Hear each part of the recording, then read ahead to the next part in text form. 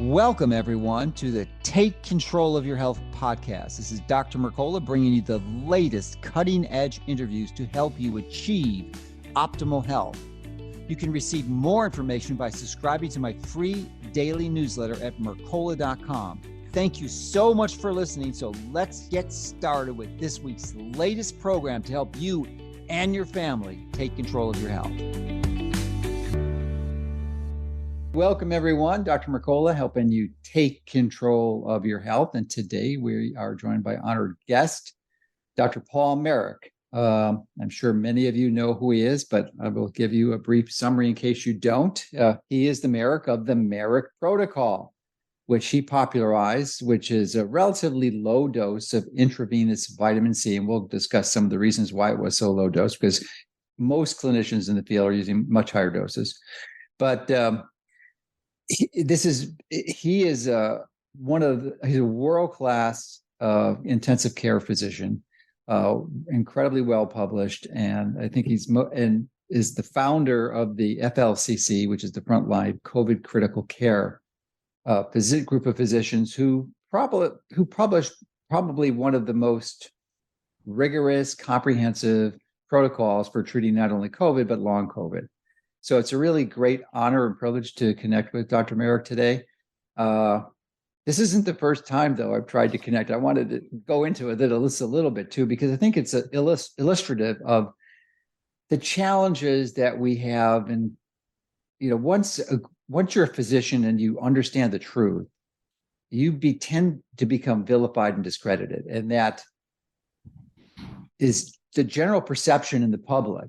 And Dr. Marik went through this in spades. I've certainly been a veteran of this too. And so much so that the first two times I attempted to interview Dr. Marik, he refused me. And I suspect it was because of this discrediting, but I'm so delighted and honored now that we can have this dialogue and share it with you, because it's really an important part. And there's a lot of things we're going to talk about today, but I just want to maybe kind of delve into this in a bit.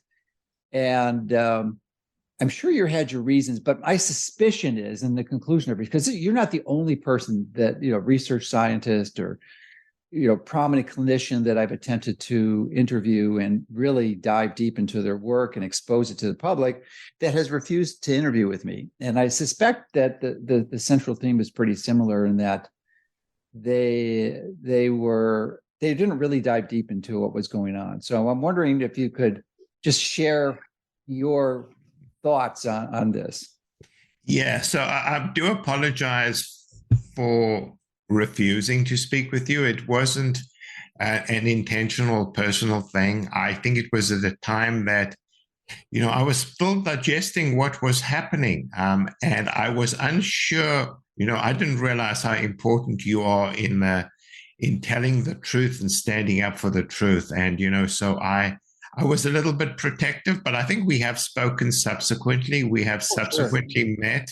And obviously, you're one of my heroes because you stand up for the truth. And obviously, you've known about the dishonesty, the deceit, the deception for much longer than I have. I had swallowed the Kool-Aid. I was a tenured professor of medicine. I was the only one tenured in my department, in fact. And so I believed the medical literature. I believe the narrative. I believe what I taught. And you can understand how disturbing it is to one's very core when you actually discover that what you've been teaching and what you've been promoting is based on lies, falsehood, and deception. Fortunately, in the ICU, and I think my good friend Pierre would attest to this, most of what we did is based on understanding human physiology. So we were less influenced by the evilness of big pharma, big hospitals, and their collaborators, obviously until COVID came around. Prior to COVID has changed the world.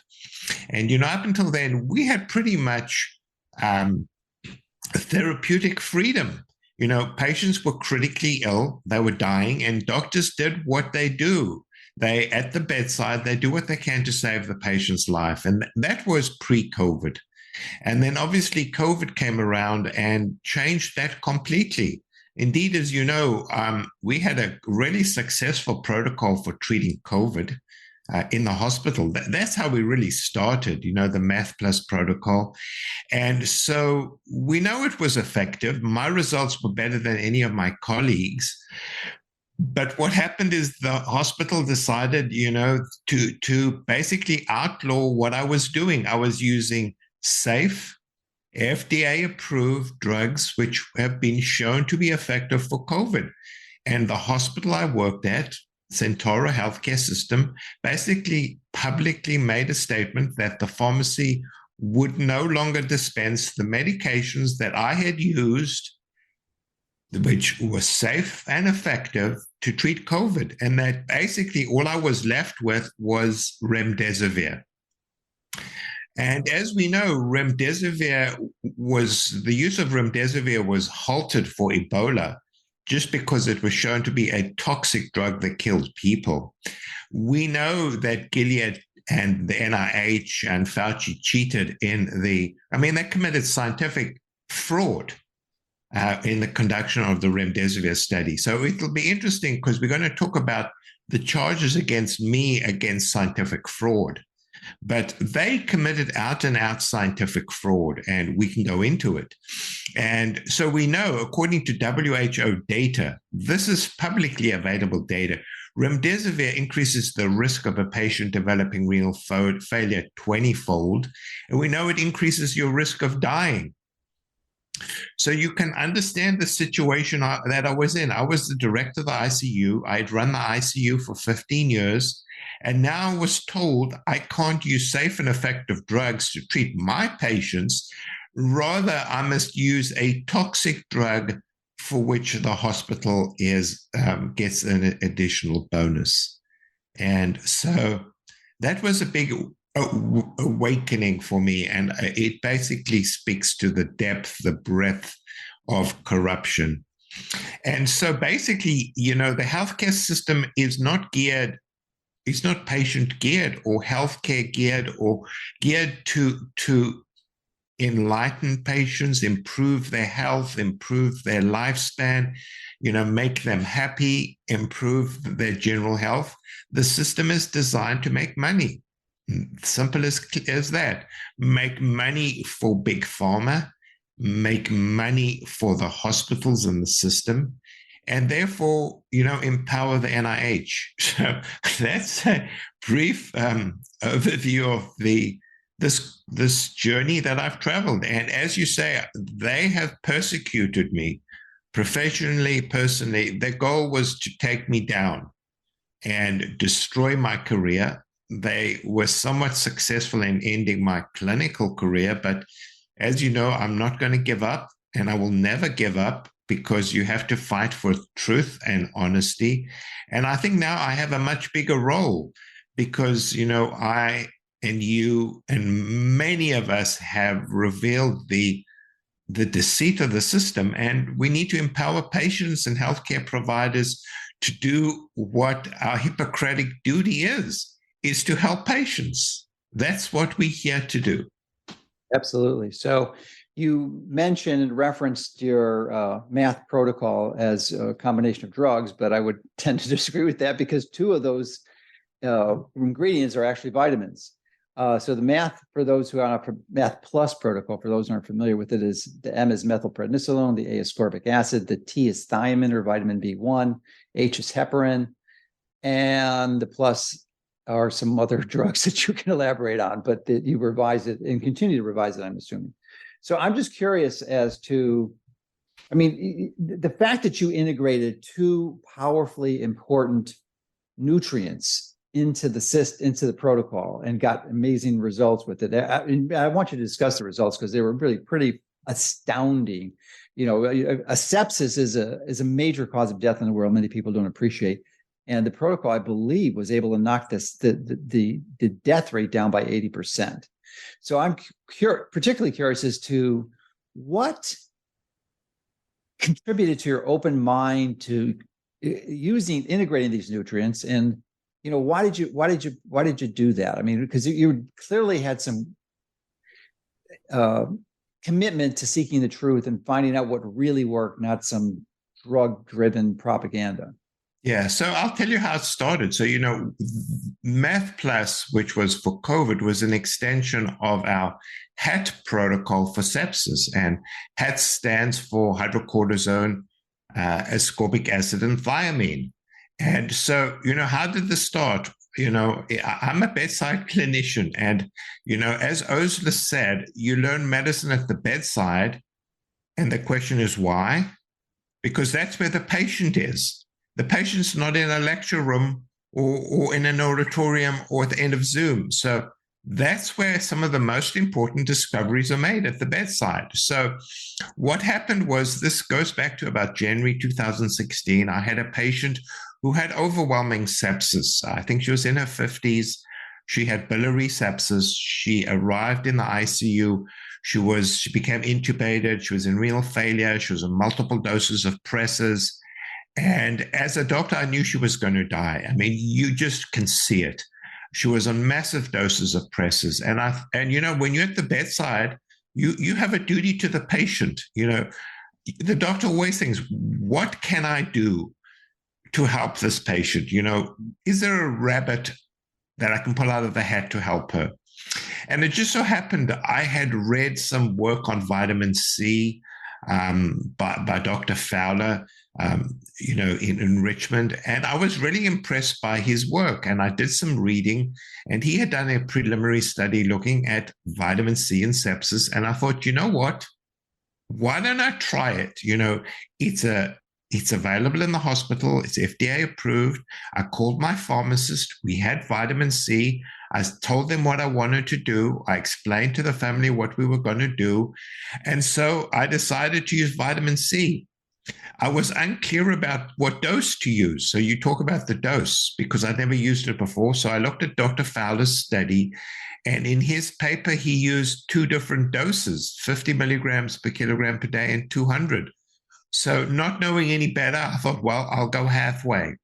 So we started off on 100 milligrams per kilogram per day, which worked out about 1.5 grams, 6 hourly. And I thought, you know what, vitamin C is anti-inflammatory. I was always very impressed with hydrocortisone for sepsis. And more recently, like a week ago, we now have a paper proving the life-saving benefit of hydrocortisone in pneumonia. So, this wasn't something I'd sucked out of thin air. And then I added thiamine because of its multiple beneficial effects. So at first, I thought it may protect against oxalosis with vitamin C, but that wasn't true. But thiamine actually has important effects in intermediary metabolism, mitochondrial function, energy metabolism. And patients with sepsis are often both vitamin C deficient. In fact, they're all vitamin C deficient, as well as thiamine deficient. So that was the initial rationale for this. And, I thought, well, what do we have to lose? I was convinced the next morning when I came to work, she would not be with us. And I can tell you, I was completely dumbfounded and stunned. The next morning, she was sitting up in bed. She was off her pressor agents. She got extubated. Her kidney function had improved. And she left the ICU 3 days later. I was stunned. Our nurses were stunned. The residents were stunned. That they'd never seen such a thing. This is a woman who we knew was going to die, and she walked out of the hospital. She walked out of the hospital. So, when you see something like this, you say, wow, maybe that was just a fluke. It was just a lucky thing. So I did it again and again and again. And exactly the same thing happened. So we started this as a protocol in our ICU, and this was endorsed by our nurses because they could see the dramatic effect. I mean, the nurses tell the truth. They're the ones at the bedside, and they could, they saw that patients came off presses very quickly. They came off the ventilator, and they were my biggest supporters, although the hospital tried to the shenanigans trying to silence them, as we'll see. And at one point, I thought about doing a randomized study, and I discussed it with my nurses, who said it was immoral and unethical to do such a thing, because how we have a treatment that saves lives, And now you want to randomize patients to placebo. How's that ethical? So they actually dissuaded me from doing a randomized study. So that's why, we continue to do what we did. And, we published our prospective observational study. And, what we did is we compared our data to retrospective data. We used the same selection criteria. And we showed a significant reduction in mortality from about 40% in ICU to 8%. So these were patients who met certain criteria, who were vasopressor dependent, means they required blood pressure medication to support their blood pressure. These were people at high risk of dying. We showed this dramatic reduction in mortality. And so at the beginning, I was a hero at the hospital. They thought that this was the most wonderful thing. They supported me, they endorsed me, and the dean supported me. So, at that point, I was a hero. But with time, as the media and the forces that be started playing out, I became less and less popular, to the point, obviously, as I told you, when it came to COVID, I was a pariah, and they wanted to destroy me. And so there is some interesting stories associated with this, and I had really forgotten. So at that time, in the early or late 2017, 18, sepsis was a big deal in hospitals, and it was used as one of the indicators of the quality of hospital care, and CMS had quality indicators. So hospital sepsis mortality was a big deal. And so there was a company called Truven, which then became, I think, IBM Watson, and then became some other company, which basically contracted with CMS to report hospital data. So this is completely independent of me. And so what happened is they actually provided the CEO of the hospital with the hospital mortality data. And at that time, the CEO this CEO, not the subsequent one, was a very nice man. He was communicative with me. He was respectful of me. He was respectful of what we were doing. He was a kind man.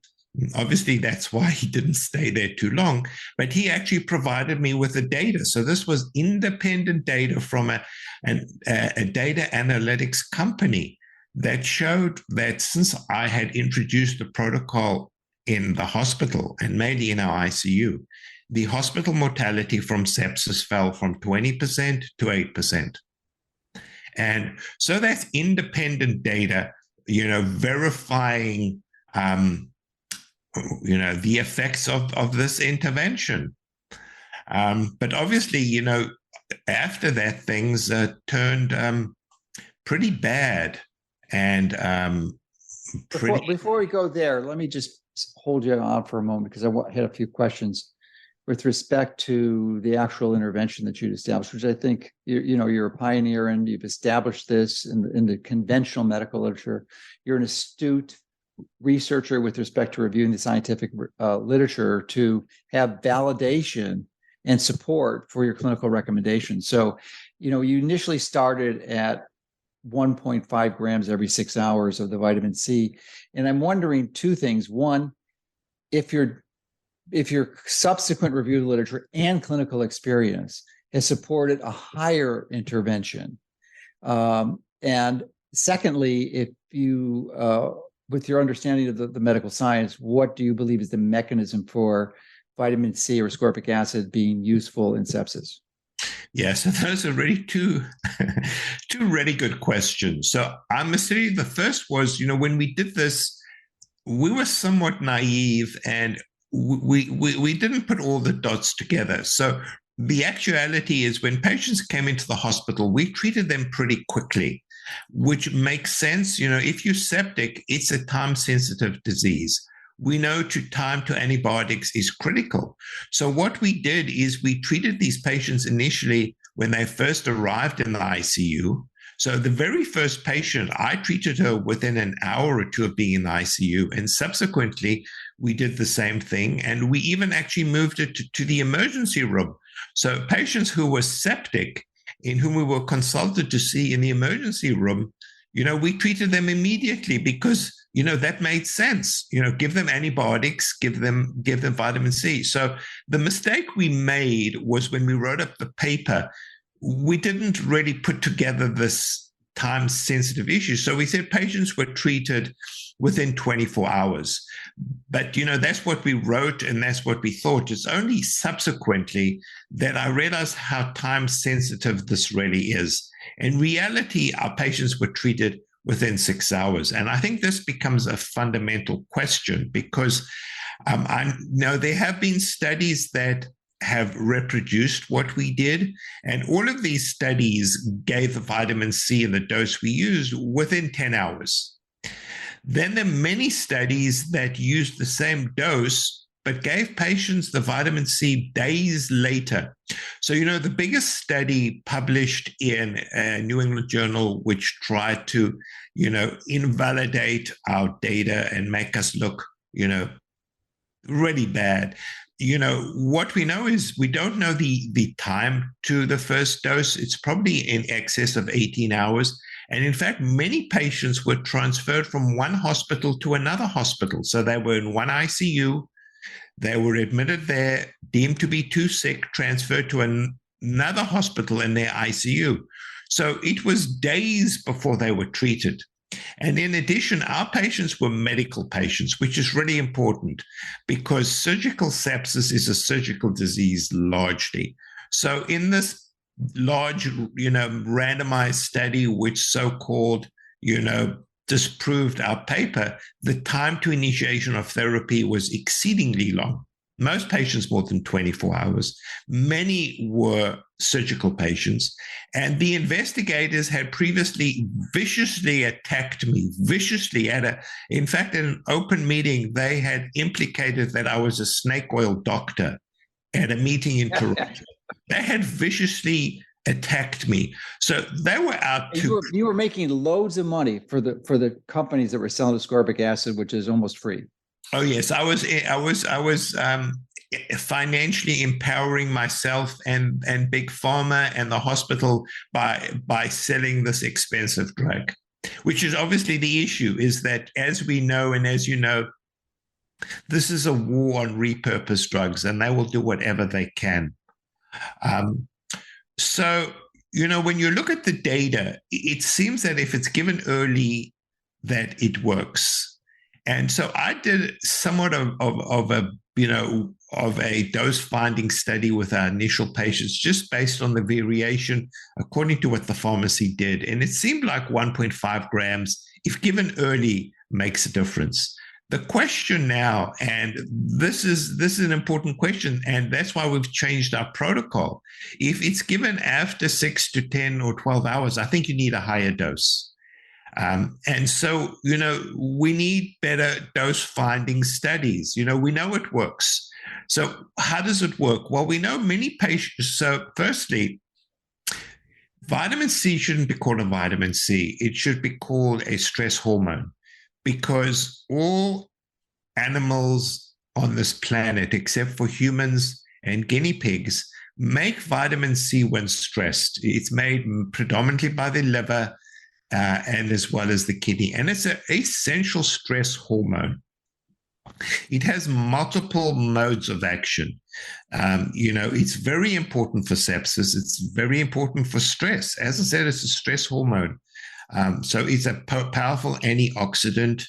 It's required for the synthesis as a cofactor of many enzymes and proteins. It's really vital for the immune system. It's important for white cells to function, to make interferon. So it has a host of really important actions. Unfortunately, humans have evolutionarily lost the ability to make vitamin C. And so when patients are septic, they have exceedingly low vitamin C levels. And animal models show that when you replace the vitamin C, it improves outcome. So this is not rocket science. Vitamin C is essential as a stress hormone. It's an essential antioxidant, and sepsis is a potent pro-oxidant. It's important for the immune system. It's important for the synthesis of catecholamines. It's essential for tissue repair. So it just makes sense that it would be beneficial in sepsis. So you ask a good question I think because most people criticize this about the dose we used. And the answer is, I'm not sure, to be honest. I think if given early, 1.5 grams 6 hourly is fine, maybe 2 grams. And, Dr. Corey has done work in his ICU, and he found exactly the same thing, that when there's a delay in the initiation of vitamin C, the mortality benefit disappears. Now, the question obviously is, if you give it later, can you use a higher dose? And that's what we're now suggesting, that, if you miss that window of opportunity, you probably need to use a higher dose. What the optimal dose is, I'm not sure. And the reason I had some reservation is that in high doses, paradoxically, vitamin C can act as a pro-oxidant, particularly when there's free metals and free iron. And with sepsis, you do get release of ferritin and iron. So that was our caution. But you're absolutely correct. I think we need to do more research to give you the answer. And there's also the issue of the oxalate being metabolized to oxalic acid, which is not a good thing at high doses. Yes. So the optimal dose, we don't know. I still think if given early, 1.5 or 2 grams Q6 is probably optimal. It's what we would suggest. And there are studies, there was a randomized study done in Taiwan. They couldn't get it published because the results were so striking, and they gave it within 2 hours. And the mortality reduction was completely off the charts. So I think there's a relationship between time and dose. And what, like most things in medicine, we don't know all the answers, and the way you answer it is by asking questions and studying it and looking for answers. Thank you so much for indulging my curiosity, and for the curiosity of many, as to the historical perspective of how the Marik protocol came to be. So from there, I think now that we've established that, we can review what's happened to you as a result of implementing this, because it's pretty interesting, not surprising, but interesting, certainly, that what's happened. You actually, I don't really have the full update now, because I know that your board certification, which I believe is the American Board of Internal Medicine, moved to remove your certification. And that's, so what? Who cares if you're certified from them? Well, it's a big deal, because once you lose that certification, you're not eligible for seeing patients, having patients that you see have their insurance cover your services. And many institutions, hospitals, and companies require that certification to work. So it is a job buster, essentially, if you lose it. Almost like you're losing your license. It's almost comparable in many cases. So I wonder what the status of that is. And then maybe you can discuss what happened in losing your position. You have something I think you popularized, which is sham peer review, where they supposedly your peers go through the process of removing you with essentially no legal recourse. So why don't you give us an update as to what's happened to you as a result of your experience with this protocol? Yeah. So, obviously Meth Plus then became an extension of HAT therapy. This was 2020. At that time, the NIH, the CDC, and WHO said there's no treatment for the hospitalized patient with COVID, which is completely absurd. How can a doctor not treat a patient?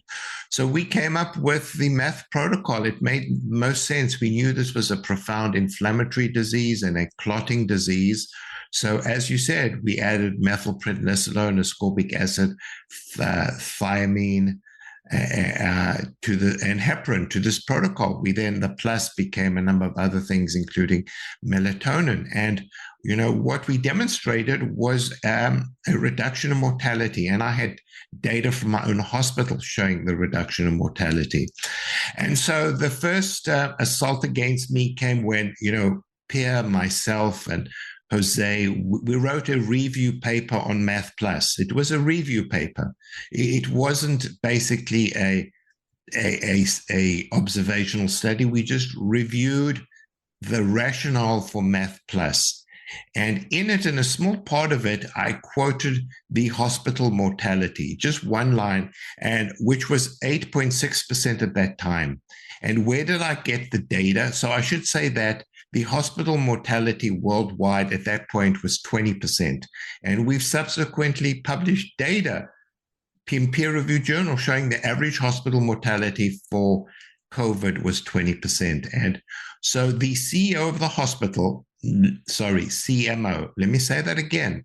The chief medical officer of the hospital personally gave me the data of the hospital mortality at Norfolk General. So this was Dr. Michael Hooper. He personally gave me the data.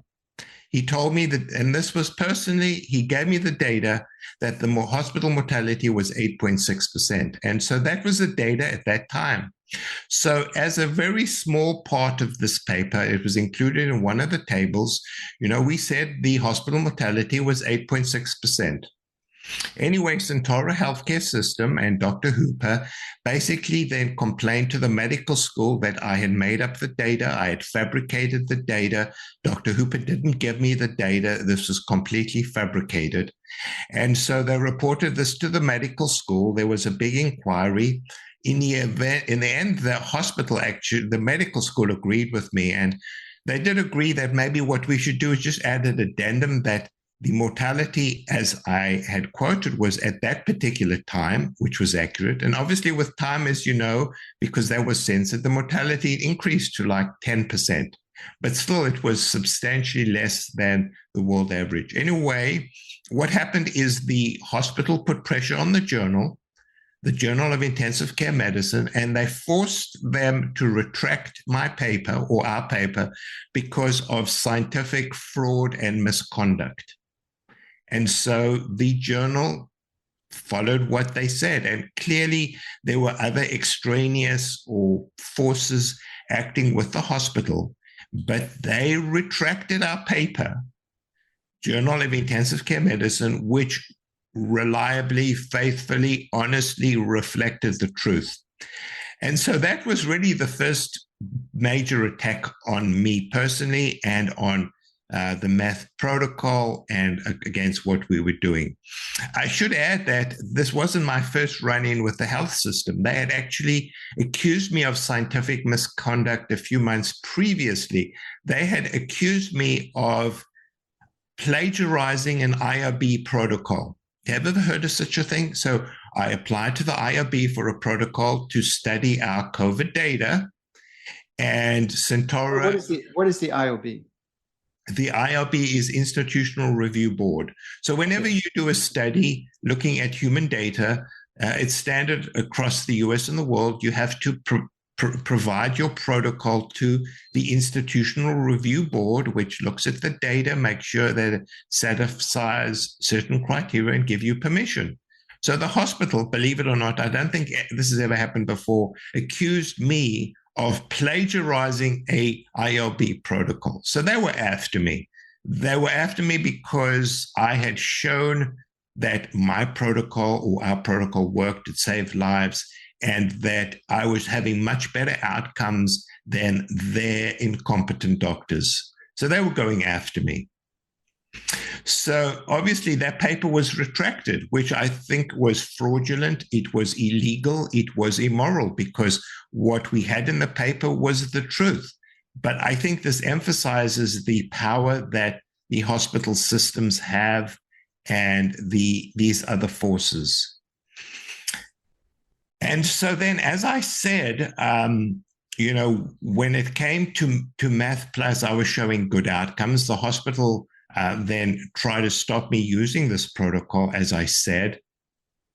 So I was put in this position that all I could use was remdesivir. So the first week I went to work after this ban, I had 7 patients with COVID, and all 7 died because I was basically put in a position that I wasn't able to treat my patients.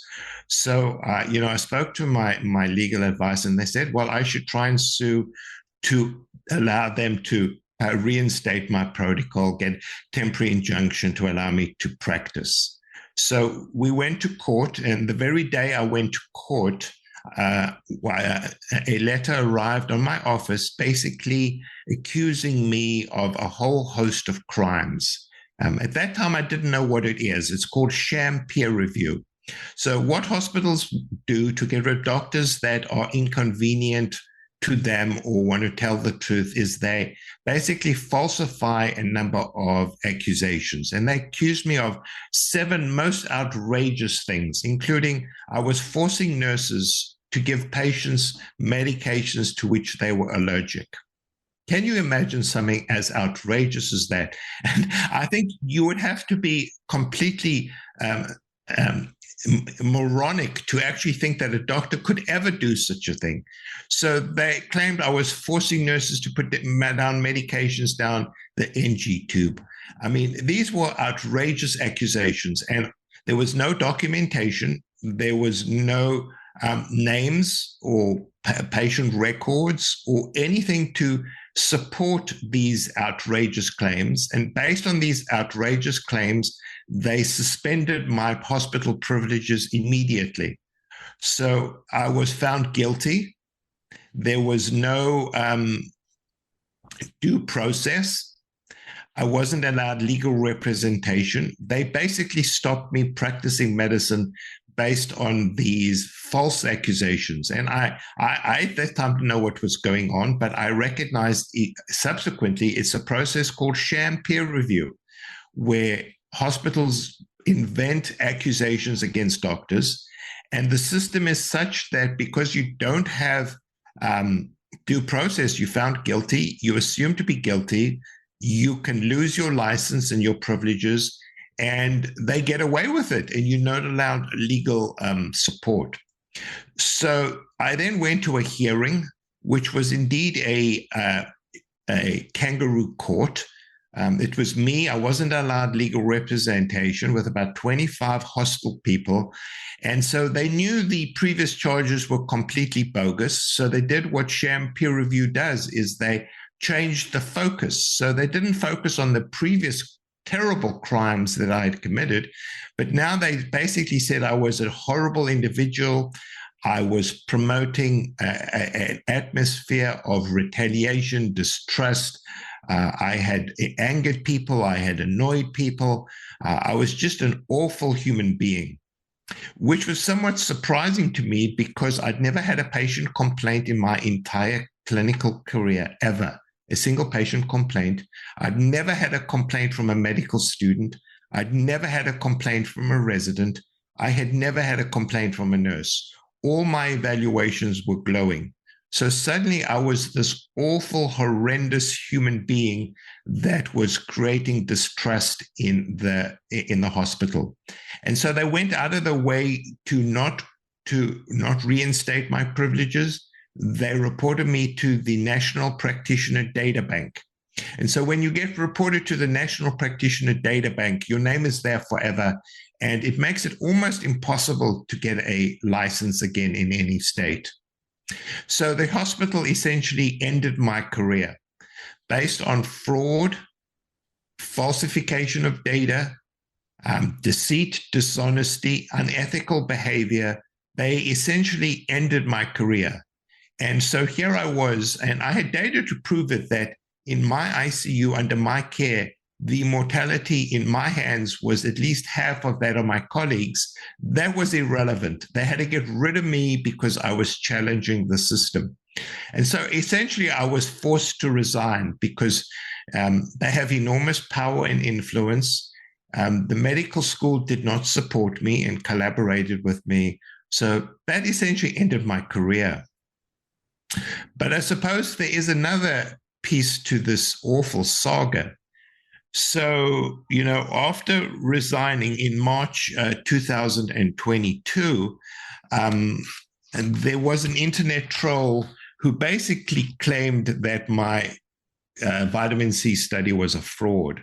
So basically, he sent a letter to Chest where the journal was published. And basically, I was told we have received a message raising concern about the research reported in the Chest article for which you are. That Chest article was published in 2017 or 5 years prior to that. Yes. So this is 5 years ago. I mean, just coincidentally, that no one had raised any objections. It was published in 2017. Now, suddenly in 2022, when I'm questioning, the whole narrative, the scientific validity of my paper is questioned. And the journal says, I must take this allegation seriously. And the allegation was within 5 minutes of reading the study, it became overwhelmingly clear that indeed research fraud was committed and the data was fabricated. There's simply no other explanation for this than fraud. So this person wrote to the journal and accused me of scientific fraud, which was completely absurd. So I responded to the journal very, very professionally. I actually still had my data. I provided the data. I provided the IRB approval, Institutional Review Board. So the protocol was approved both by my medical school as well as the healthcare system. And so I provided all the data. So in September of 22, I received a letter from them which said, after a thorough review of the statistical methods and facts of the case, no further action will be taken in response to these allegations. So Chest cleared me of these allegations. However, it goes on. However, during the course of our investigation, we received a new allegation. So there were now new allegations regarding the methodology in our paper, which they said would violate the journal's ethical policies if true. And basically what they said is review of the institution's records yielded a discrepancy in the number of patients meeting the inclusion and exclusion criteria. So what they were now claiming, so this was an additional claim after the initial claim was dismissed, basically saying that I had cherry-picked the patients, I had manipulated the data. And there's only one place that this accusation could have come from, only one source. So Chest did not reveal the source of the allegation and have never done so. But, you put two and two together, and there's absolutely no question of doubt where this allegation came from. And this allegation came from Centauro Healthcare System because they could, in some fashion, put together the data. So there's no question that the chief medical officer, Dr. Michael Hooper, and Centauro had again wanted to discredit me, disprove me. I mean, this is like the third time now they're going after me and raised this issue with Chest. So again, this went on from, September to 2022.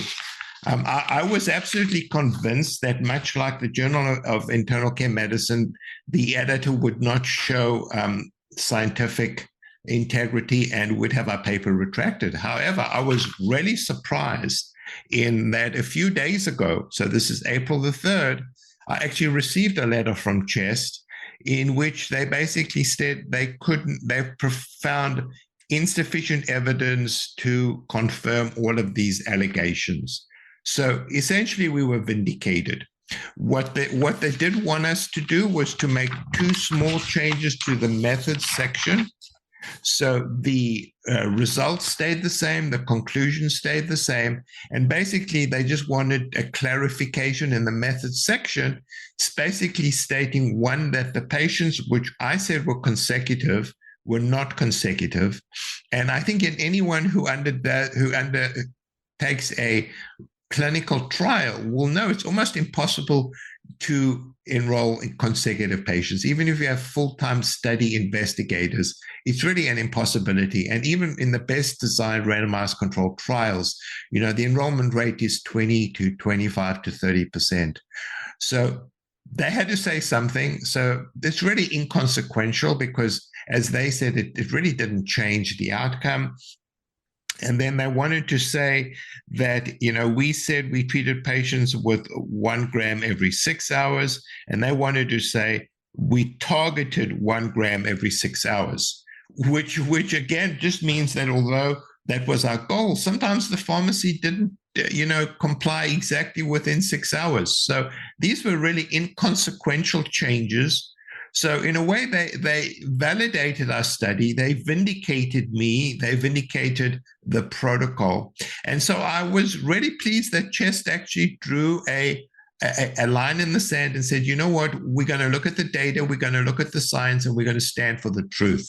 So although CHEST did drag their heels and weren't that responsive, I'm really appreciative to CHEST and the editor for, standing up for the truth. Unlike the previous editor, who basically committed fraud because he allowed our paper to be withdrawn based on false allegations. And so that's this awful saga, as best I can tell you. So clearly the healthcare system were targeting me, and I think it was the healthcare system and probably their supporters. And just because I went against the narrative, as you know, if you challenge the narrative and show that your treatment is actually more efficacious, safer, and cheaper than that being promoted by the CDC, the NIH, the federal government, you are an enemy of the state. And they were going to do whatever they could to take me down. Well, thank you for sharing that and giving us the update as to the current status. And I'm also curious if you'd care to go into some of the personal aspects of this with respect to your health, because not only had you bought the conventional narrative hook, line, and sinker for patient care, but for also your own health care. And I think prior to COVID, you had developed a metabolic illness and suffered with diabetes. And I just wonder if you could describe your process of understanding that what you were doing wasn't working, and then you embarked on an intervention which essentially allowed you to regain metabolic flexibility, lose, I don't know, at least 50 pounds or so, and I believe are not diabetic at this point, type 2 diabetes. So if you can expand on your personal health journey as a result of this experience. Sure, Joe. So, obviously what happened with COVID is it shone a bright light on corruption, deceit, and dishonesty that had been there for decades, 30, 40 years, but none of us had seen. And so once I started looking at protocols to treat COVID patients, I discovered that much of what we've been taught at medical school, much of what the journals publish is false, fraudulent, and perpetuated by big pharma. And diabetes, and metabolic dysfunction is part of that. If you believe the narrative, type 2 diabetes is a progressive metabolic disease. It will result in complications, cardiac complications. You're going to lose your legs. You're going to have kidney disease. And that the only treatment is basically expensive pharma drugs, that it's a progressive disease. And that is completely false. It's a lie. And this becomes important because it's projected that by the end of this decade, half of the world's population are going to be obese, and over 20 to 25% will have type 2 diabetes. So the implications are enormous. And so the bottom line is type 2 diabetes is a metabolic disease.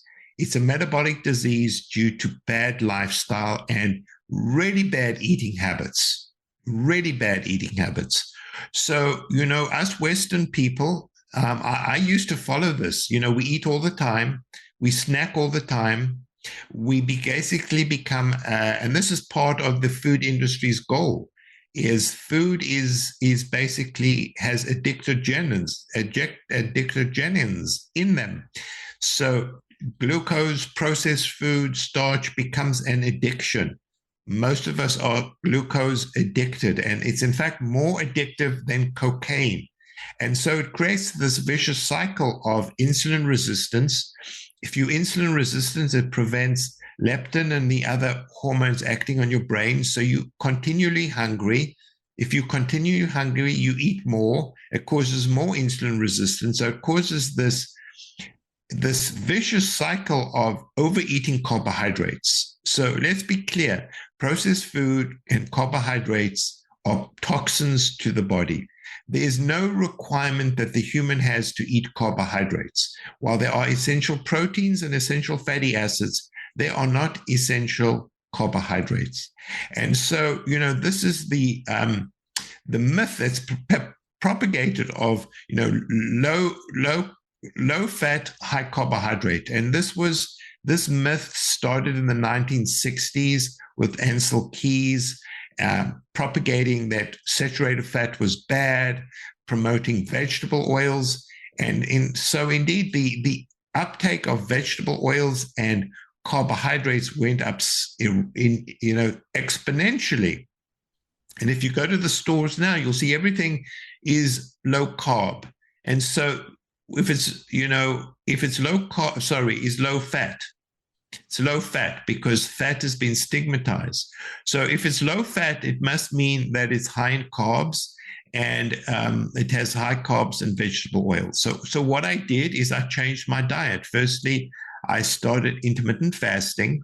And so I've got to the point now where I eat once a day. And remarkably, I'm not hungry the rest of the day. And I started eating real food, not processed food, not carbohydrates. I've significantly reduced my intake of carbohydrates. I try to avoid carbohydrates. And so by changing my diet and lifestyle, which is a simple thing, and in fact, intermittent fasting is not difficult because once at the beginning, it takes a bit of time to get used to, but once you're used to this, you don't have this terrible hunger. It's easy to do. And there are lots of ways of doing it. So I actually am now off my diabetes medicine. My fasting glucose is down to 100, where it used to be like 150 or 160. My hemoglobin A1C, probably the best marker of diabetes, went from 7.1 to 5.6. So, I've demonstrated personally that if you change your lifestyle, eat a diet that we were designed to eat, the diet of Paleolithic people. We weren't made to eat 5 or 6 times a day. Many Western people spend 14 hours a day eating. And what do they eat? They eat processed foods and foods high in carbohydrate. So if you go back to basics, to the way our body was designed, you eat fewer meals with nutrient-dense food, not processed food. Probably the worst food on the planet is breakfast cereal, which is nothing more than sugar and processed carbohydrate, which is fed to our children. It's a toxin. And so through this journey, I have changed my lifestyle. I've changed the way I eat. And, hopefully we can help other people. And then what I also discovered is that there is an ancient Chinese herb. It's called berberine. It's been used for 3,000 years, which is probably the most effective diabetic medication there is. It's very effective. And this has been demonstrated in really good, well-designed trials. The reason most people don't know about it is you can't patent berberine, can't patent it. So no one can make money from selling berberine. So therefore, there's no financial incentive in promoting it. So it's cheap. It's over the counter. You can get it on the internet. So, the combination of changing my diet, changing what I eat, changing how I eat, taking berberine, I've basically cured my diabetes. And, speaking to many people, there are many people that have followed this path. So again, it attests to the deceit and dishonesty of the medical system that they benefit from people being chronically ill, from chronically taking medications, because that's what generates the income. So actually, for the healthcare system, I've saved enormous money because, you spend less money on food and no money on medication. And I'm not going to develop, hopefully, touch wood, all these diabetic complications. Well, congratulations on your program in reversing your diabetes. It's a pretty profoundly impressive story. I used to feel, I agree with 95% of what you said, and used to agree with everything. But for 3 years, I've refined that, I think, with some important components that I think would be useful to share on some of the points that you mentioned. And you mentioned that two big points is that there are essential fatty acids. And I'm actually in the process of writing a paper. We'll be submitting to Nutrient as a review for omega-6 fats. And I'm pretty convinced that that's a misnomer, that the data does not support that omega-6 are essential fats. It was an aberration that was done a little over 100 years ago. This study was published, and it's just persisted in the literature. So I don't believe they are essential. It's sort of a mood issue because it's impossible, virtually impossible, to not get omega-6 fat if you're eating food. But the central core of what you said and it is the time-restricted eating, massively important. And the complication, though, is that if you have a situation like we're overweight and had florid diabetes, it's going to work phenomenal. And restricting carbs is really, really helpful. But it's a short-term intervention. It's kind of like how vitamin C or ascorbic acid is really useful for treating sepsis, but you don't want to give someone vitamin C a gram, 2 grams every 6 hours for the rest of their life. No, it's a short-term intervention. And when you treat the problem, then you shift. So the issue is that, as I see it, that you don't really want to restrict the time restricted eating to 1 meal a day like you're doing now. You really want to certainly less than 12 hours, but once you've achieved metabolic flexibility, as you have, you want to extend the eating window to no less than 4 hours a day. And the older you are, the more important this becomes, to probably range between 6 and 12 hours a day, and not the same every day, to mix it up, to get a little bit of variety and variability in there. Yeah, so can I interrupt? Yeah, I agree with you. So, originally I did eat 1 meal a day. I've now increased the window. So I agree with you. So, once I achieve what I achieved, I now increase the window to about 4 to 6 hours. So I do. You may even want to go more than that too. I mean, I would not go below 4 to 6 hours for sure.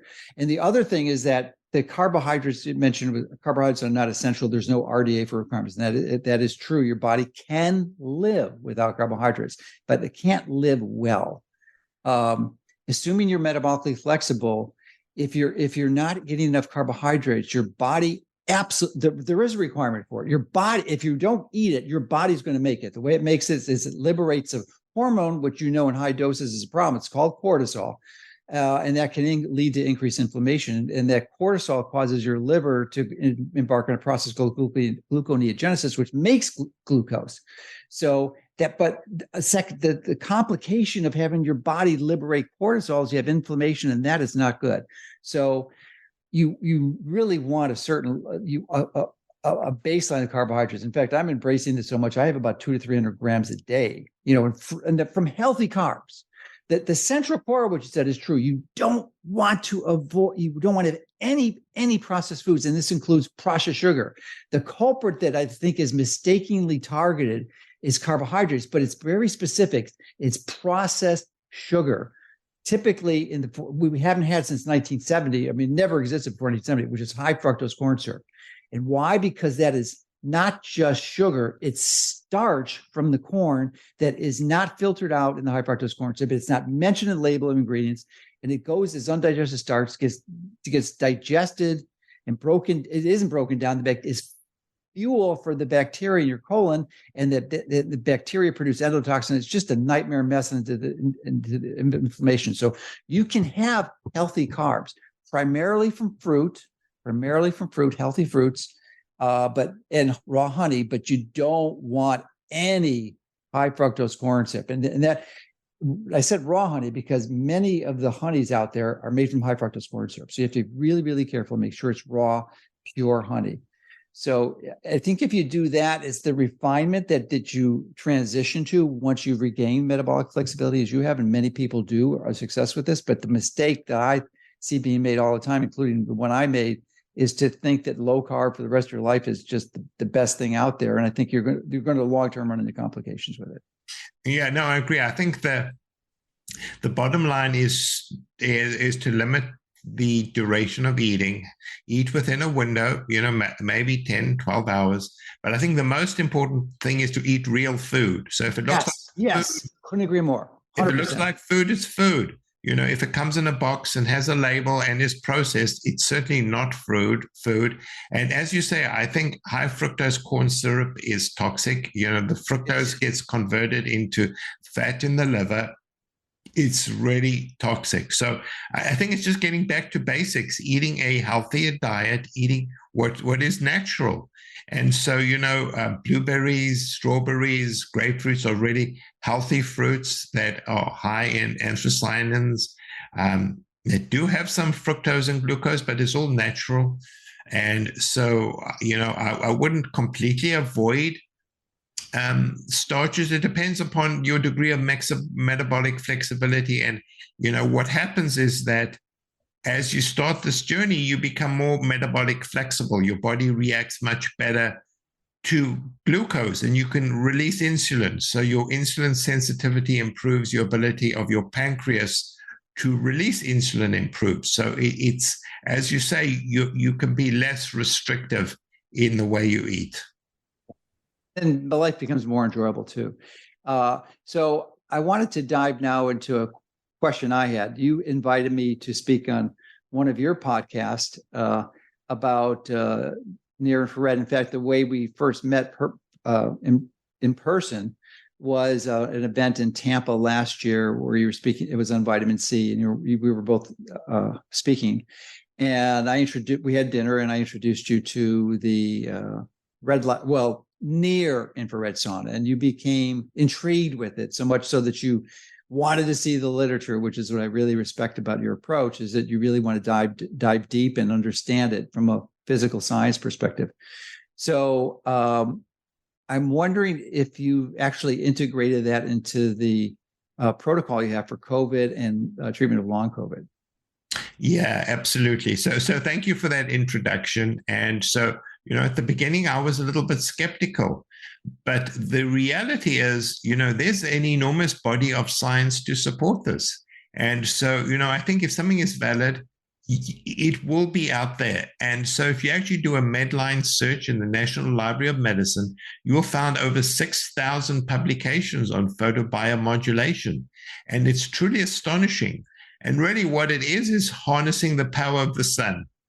The sun is there. And I know that you go for a walk in the sun every day. And so absolutely, there's enormous data on the curative powers of the sun. And so, in fact, in 1918, during the influenza pandemic, what they did in Boston is they took patients who were in the hospital, they took them outside in the sun. They called this open air therapy. And they showed the mortality decreased from 40% to about 13%. So there's data now going back over 100 years attesting to the power of the sun. So, and obviously most of the sunshine is near infrared, and near infrared has enormous health benefits. So what people may not know is near infrared penetrates quite deep through the skin, maybe 9, 10 inches, and it has enormous biological properties. And these have been proven. It's anti-inflammatory, it energizes the mitochondrion, it improves your metabolic dysfunction. And so it's really important. And, there is a study which looked at people who are sun averse. So some people are absolutely scared of the sun. And what they showed is that if you avoid the sun, religiously, it increases your all-cause mortality. Your risk of dying goes up significantly if you risk the sun. Surprise. So obviously the answer is get sunshine like you do. And so the benefit is it's free until the big pharma can find a way to patent sunshine. And so it's free. And, going for a walk in the sunshine is such an important thing. You get exercise. It's good for your mind and body, and you get infrared. Now, obviously you live in Florida. So the problem is, people who live, in an igloo or near the North Pole, that's not conducive to going outdoors. So you actually can purchase infrared lamps one in particular that mimics sunshine.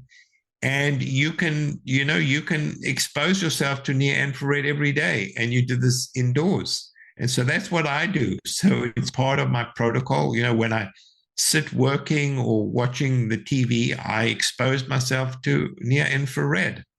And so, it's difficult to know what I'm doing has made the most benefit, but it's a package. It's a lifestyle change, because obviously Neolithic man walked outdoors. He didn't spend that indoors in a cave, and he was exposed to infrared.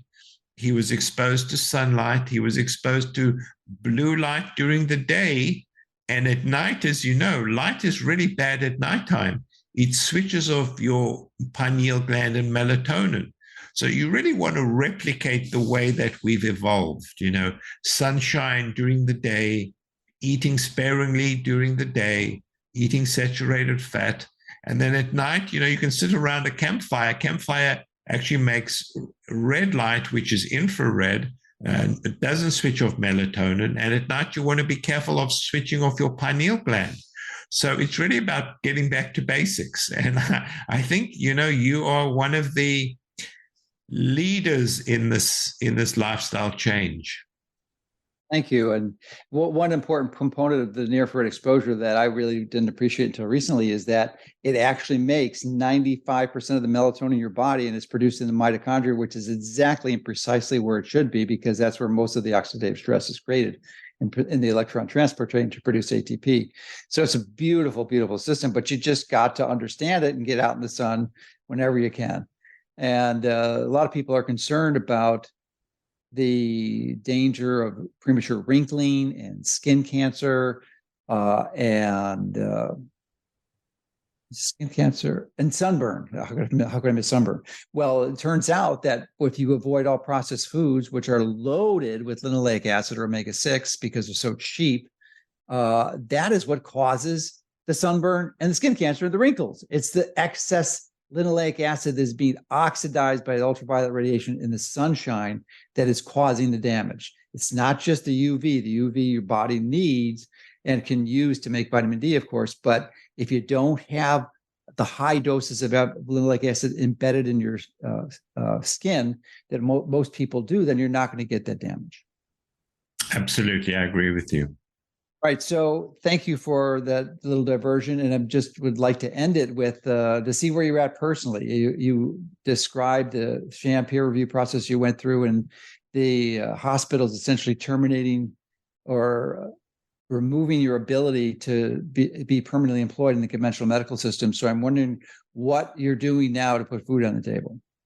Yeah, so that's a good question. So I need less food. So that's a benefit. So basically, my focus now has shifted. I work for the FLCCC, which I founded. And my goal now is to empower patients, empower people and healthcare workers to a better life, to, treat many of these diseases. Fortunately, I have reached retirement age, so I do have a little bit of resources, and I do get a stipend from FLCCC, for which I'm grateful. So, I manage. You don't need a lot to get by. You don't need a house with 14 bathrooms. You only need one bathroom and one bath and one bedroom, and you don't need 6 cars. One car is fine. Good kitchen. You got it. Can't forget the good kitchen. Yeah. So no, I have a good kitchen and I have a good bathroom, and those are the essentials. And people, you don't need a lot to live by. So in a way, maybe I've become a minimalist, and so I'm happy with what I'm doing. I've seen the light, and my goal is to help as many people as I can. And I think that gives me enormous satisfaction, knowing that I can help people change their lifestyle to improve their health, their happiness, and their well-being. Terrific. So if people wanted to know more about what FLCC does, can you tell them how to get more information, the places they can access that? Yeah, so the best is to go to our website, which is flccc.net. flccc.net, and there you can download a whole bunch of protocols, how to prevent COVID, how to deal with influenza. There's a protocol on intermittent fasting, good foods, bad foods. We have the diabetes protocol. And so actually I'm working on a new protocol, which I'm really very excited. It's going to take a little bit of time to do, is the metabolic approach to treating cancer and the enormous number of repurposed drugs that are available to treat cancer. Because much like diabetes, patients with cancer can empower themselves. And so I'll tell you about a remarkable study. Cancer is a disease that touches everyone. I'm not sure there's any family that hasn't directly or indirectly. So there was a paper, peer-reviewed paper in a prestigious medical journal that was randomized controlled study, so exactly what the ivory tower people want, that looked at 3 simple interventions to reduce the risk of cancer. 3. And basically these were vitamin D, your favorite, omega-3 fatty acids, and home exercise, and not smoking. And they showed that these simple interventions reduced your risk of cancer by 50%. Isn't that important? And so there are some other things I would add to the protocol. Melatonin actually is very important in preventing cancer. There's really good data that people who have low melatonin levels have much higher risk of cancer, particularly breast cancer, that nighttime workers who have a disturbance of their circadian rhythm are much higher risk of getting cancer. In fact, night shift working is considered a type 2 carcinogen. So there's simple things people can do to empower themselves to both reduce their risk of getting cancer, and if they have cancer, they can work with their oncologist in an integrative, adjunctive way, which will allow a reduction in the doses of toxic chemotherapeutic drugs. So I think this is a really exciting area of endeavor. And Dr. Thomas Seyfried from Boston College was sort of a pioneer in that area. He's written books and papers on this too. I wonder if you're using some of his work. Oh, yes. So his book was actually the impetus of me going down this path. I mean, his book is brilliant. He is a true scientist. I'm absolutely astonished by the depth and breadth of his research. And, once you read his book, it's perfectly clear that this is a metabolic disease and it can be controlled by metabolic intervention. So I think he is a pioneer, and for me, he's changed the complete direction. And so this is not based on, hearsay or snake oil medicine. This is based on really high level scientific investigation. And so he is a pioneer, and it really is his work which gave me the springboard and the encouragement to follow this path. Good guy for sure. I've interviewed him a few times.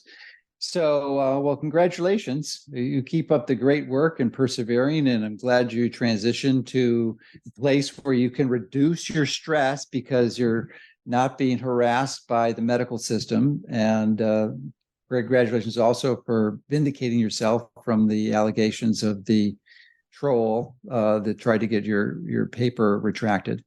So it looks like things are going in the right direction, and I'm really glad for that. And so happy that you are now metabolically flexible and will be with us for a few more years, because having diabetes and 50 pounds overweight is not a good prescription for living a long life. Yeah, and you say something really important: stress.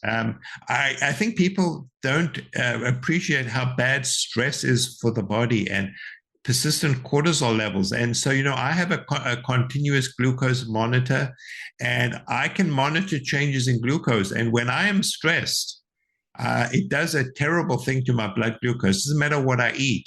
So I think, people need to develop methods of dealing with stress, relaxation techniques, stress mitigation techniques, I think are really important. So part of it is diet, part of it is the sun, part is infrared. But as you say, I think mitigating stress is so important. Well, you keep up the great work, and I'm sure we'll talk again soon.